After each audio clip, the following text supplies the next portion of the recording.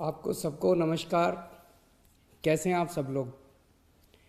मुझे भी कोरोना हो गया था और लगभग 7-8 दिन में होम आइसोलेशन में रहा।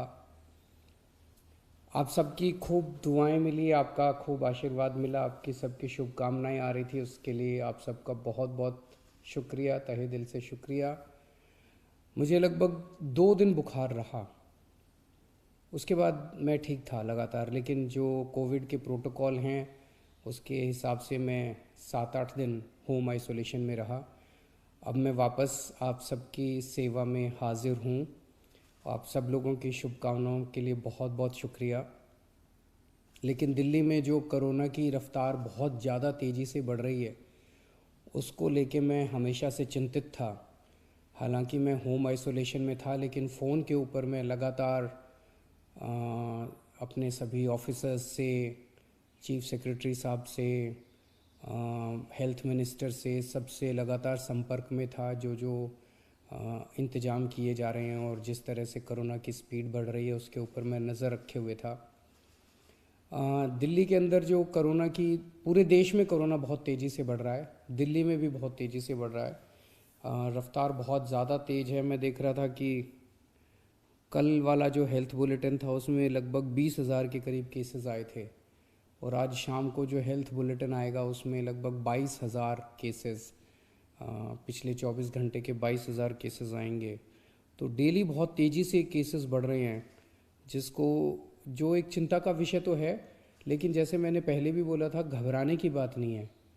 जब मैं बोल रहा हूँ घबराने की बात नहीं है, तो मैं सारा डेटा एनालाइज करके बोल रहा हूँ।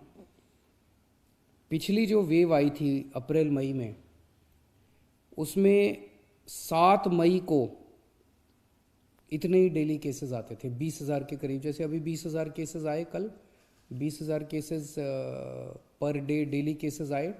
7 मई को भी 20,000 केसेस आए थे पिछली वेव में, लेकिन 7 मई को 341 मौतें हुई थी। 341 मौतें। लेकिन कल जब 20,000 केसेस आए हैं तो 7 मौत हुई हैं। एक भी नहीं होनी चाहिए, लेकिन कंपैरिजन में केवल 7 मौत हुई हैं। 7 मई को जब 20,000 केसेस आए थे तो लगभग 20,000 बेड्स दिल्ली में भरे हुए थे, लेकिन कल जब 20,000 केसेस आए हैं तो लगभग 1,500 बेड केवल दिल्ली में भरे हुए हैं। तो उस तरह से इस वेव के दौरान डेथ भी काफ़ी कम हो रही हैं और लोगों को अस्पताल जाने की भी काफ़ी कम ज़रूरत पड़ रही है।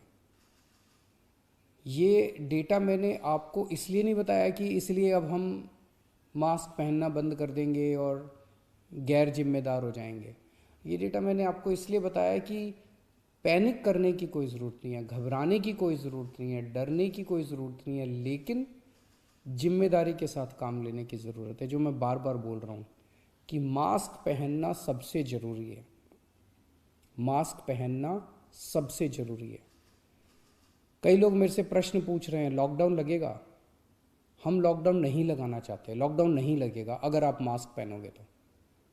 मास्क पहन के घर से बाहर निकलो, मास्क पहन के चारों तरफ घूमो।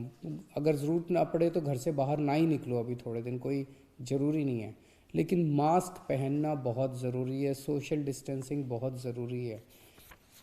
हम लॉकडाउन नहीं लगाना चाहते, फ़िलहाल लॉकडाउन लगाने की कोई हमारी मंशा नहीं है।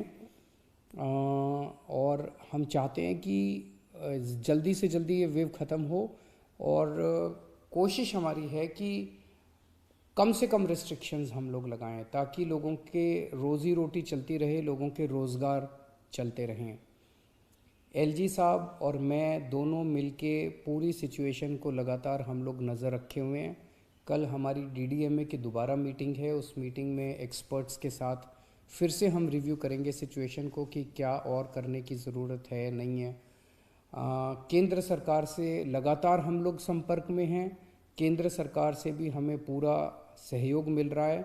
तो सब लोग मिलके, मैं, एलजी साहब, हमारे सारे ऑफिसर्स, केंद्र सरकार, सब लोग मिलके सिचुएशन के ऊपर नज़र रखे हुए हैं और सिचुएशन को कंट्रोल किए हुए हैं।